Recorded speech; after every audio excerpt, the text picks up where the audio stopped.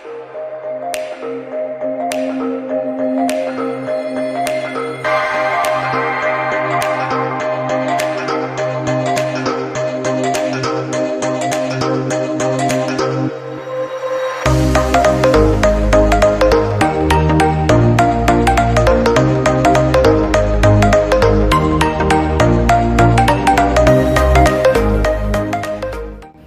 going on, everybody? It's your boy Baby Mom 89 here at the airport.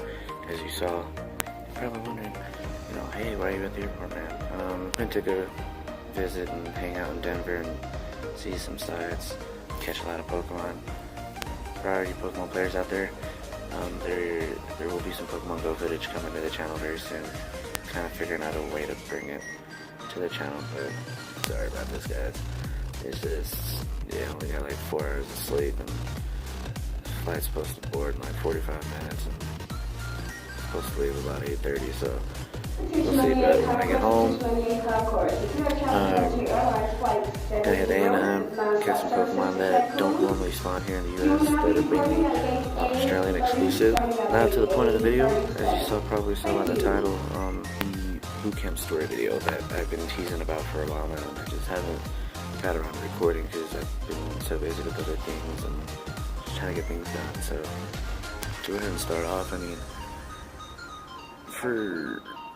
for y'all that are thinking of joining the Navy, I mean, it's an experience, definitely, and you get to see so many places, go so many places. So far I've been to Charleston, I've been to Okinawa 4 times, so I mean, the Navy's not too bad. It's actually really fun. Meet a lot of people. I guess to start, it's just it's cold. I left for boot camp in like January, and it was cold. That's definitely one of the coldest times to go. It definitely was a culture shock because I've never been to, Chicago before. Well, the boot camp's actually in Great Lakes. There used to be one down in San Diego, but it's not there anymore. So yeah, when I went, it was really cold.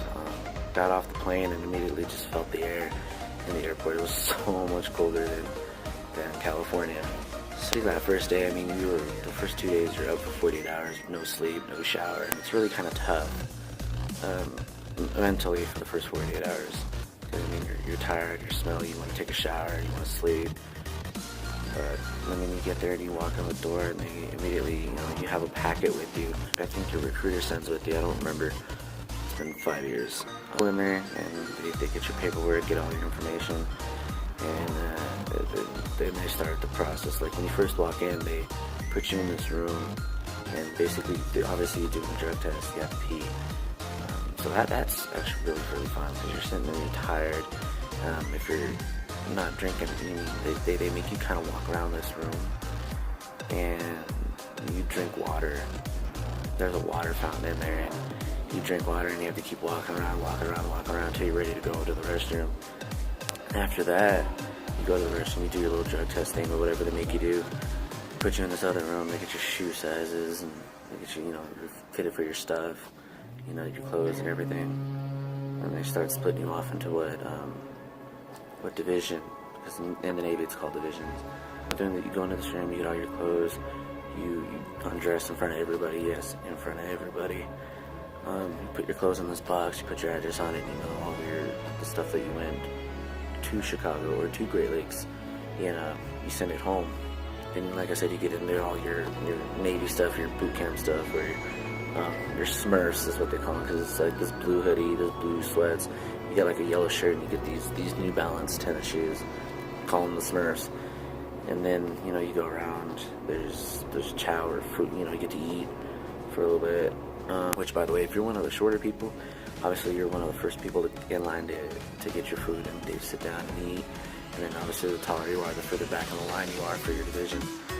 So, and then every once in a while your RDC recruit division commander will switch it up. It basically flip the line, so put the tall people in front and the short people have to wait in the back. But generally, if you're one of the first people to sit down and eat, you have the most time to eat. So, I mean, being short does have its advantages. Again, that's like the first 40 hours, it's the toughest hours, and then third day you're learning how to like stencil all your stuff. Like get like this stamp kit. It's really small, you know, it's not a whole lot, and you have to basically stencil, what they call it. You have to put all this little stamp on your underwear, your towels, your shirts, on the tags. Everything has to be a certain way and a certain handwriting. Like you start running like basically all caps, but it has to be a certain style of caps that you write in. So it's really, really. I wish I had some of my stuff so I could show you. But yeah, it's all caps. You have to write your stuff in, and it has to be done a certain way. If it's not done a certain way, basically you get chewed out and you get PT'd, or you know, they make you do push-ups, and they basically call it beating you, but all you're doing is like, you know, high volume exercises or something. And it gets tough for the first 5 days. They call them P days, processing days. Day 4 is usually when you go in and you meet your RDCs, and you get your shots, all your vaccines and everything. Which there is a peanut butter shot. Now, the peanut butter shot, the only reason why they call it that is because it's a really, really thick solution of penicillin. So it's the needle's huge. I mean, if I could put the camera down, I would, but the needle's friggin' huge, and it goes in your rear, and it hurts. It feels like literally somebody punches you in your butt, and it friggin' hurts. No lie. But first week is generally the hardest week because it's just processing, and you're being pulled without a lot of sleep, and then you get into your normal days, and yeah, I felt like the first week I was tired. I was just trying to through the week and get to where I was able to eat and sleep, and then again you start going through weeks. And Navy boot camp, by the way, is like 8 weeks, so it's 2 months. And then you start going through your days. You know, there's a couple tests that you have to take. They call it an E2 challenge. Your very first PRT, or physical readiness test that you run. You're put into age groups, whether, you know, depending on your age. Like when I went, I was 23. I'm 27 now. Well, about to be 28 this year.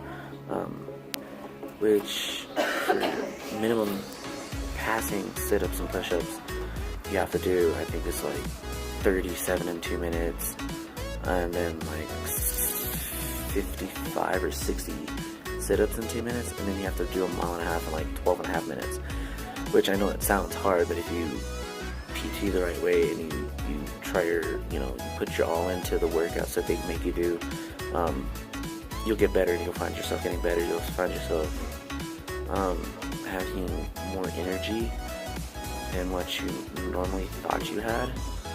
So it definitely gets a lot easier through as the 8 weeks progress. And if you pass that very first one and you pass that very first test, you automatically get promoted to E2 in BootCamp if you go in as an E1. Now there is ways that you can go in as E3. Your recruiters will fill you in all about that. But I didn't. I went in as E1. I didn't, unfortunately, pass the first one, so I was stuck as E1. It took me 5 years to get to E5 now. But I mean,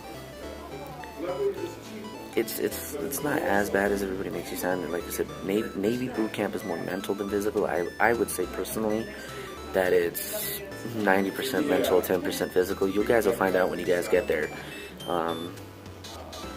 You'll find out on your own. You form your own opinions, and you'll be able to fill in other people, or kind of give advice to other people as you go through these 8 weeks. So I guess going on, there's everybody's talking about a gas chamber now. I know some people have already told you about the gas chamber, and that's probably one of the harder mental things about boot camp is the gas chamber. Because you go in, I mean, if you're one of the first people in the chamber, you're screwed, because then you have to wait for everybody else. But I mean, if you're one of the last people in, you're usually one of the first people out, because the chambers are really, really tiny. They get you guys in there, and you have a gas mask on. There's a guy that's standing in there, usually an E5 or an E6 that's standing in there. You start taking off your mask one by one, and you have to say your name and what division number you're in. And you better hope to God that everybody in that line that you're in says it right when they're supposed to, because if you're in there with your mask off and the person before you isn't saying what they need to say, then you're sitting in there breathing and choking in all that gas, and it it sucks. Trust me, it really, really sucks. I was fortunate enough where my line, everybody said it, where they, you know, the second they took off their mask, they immediately said what they needed to say, so we were in. We were in and out really quick. The second I took the mask off, I tried to like breathe slowly, but it doesn't matter what you do, the gas hits you immediately and you start to cough and choke. Now, there is some people who do just like take it like a champ and, you know, just tear, and they say what they need to say, don't cough, don't gag, no nothing, and they're out and they're fine. But that's probably one of the harder parts about the boot camp, is going through the gas chamber. And then there's live fire, which is probably the most fun I've had in boot camp. It was also the first time I've ever shot a weapon. You shoot an M9 pistol and an Osberg 500 shotgun. The first day you go in, you don't get to shoot the shotgun. It's basically, you're shooting computer guns at a screen. So the recoil is not as much. I mean, you feel it a little bit, but it's not really bad.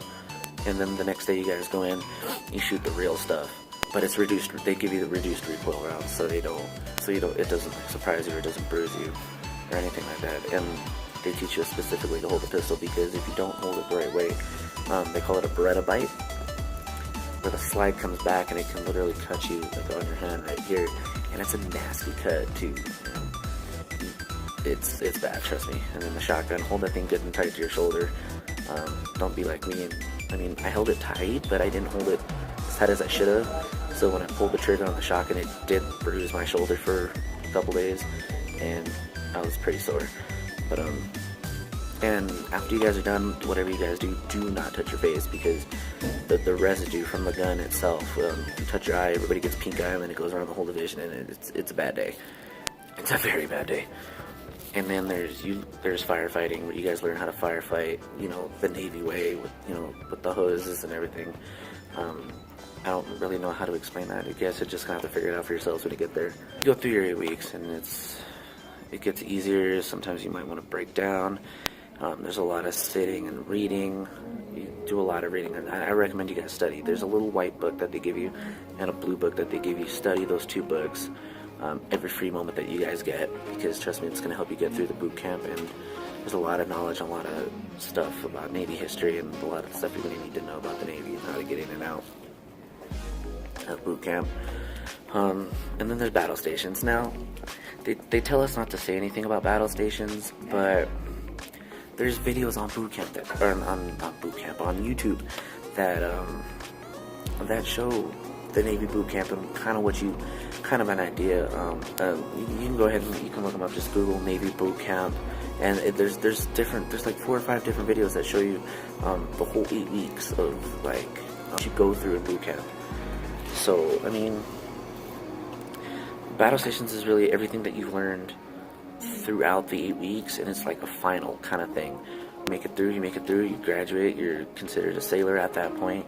Like I said, I'm not going to go too much into it. You guys will figure it out when you get there. And like I said, there's YouTube videos on it. That's another thing, that where you're up for more than 24 hours, and by then you should already be kind of conditioned on getting not a lot of sleep. And like I said, those first 48 hours when you first get to boot camp is the hardest. And this last 24 plus hours is not that bad, but it sucks because you're tired and you're up and running around this little mock ship, and it's tough. It gets rough, but I mean, you'll make it through. After that, then it's graduation a week later, and you're just like, finally it's over. And I felt like those 8 weeks, I did get in a lot better shape. I did feel like it prepared me to be in the fleet and to do what I am now, and to make it to E5 in 5 years. It's like I said, it's 90% mental, 10% physical upbringing, and that's just my opinion. But I felt when I got to graduation, it just it was like a relief. It was such a relief to finally make it to graduation, to be able to see my family again at graduation. Just made the experience so much more worth it. Like everybody's experience in the Navy and everybody's experience through boot camp is different. Mine, I felt like it was more mental. Like there was points where I felt like breaking down, especially during P days. About halfway through, I wanted to break down, but I mean, you just gotta stay strong, stay tough, and make it through it. That's my boot camp story, guys. That's basically what I went through. This is where I'm at today. If you guys like the video, please please give it a thumbs up, subscribe, comment down below any questions you guys might have about the whole Navy boot camp thing, and I'll answer them to the best of my ability. Again, to my opinions too. So, see you guys in the next video. Hope you guys enjoy this one. Again, like, comment, subscribe, and peace.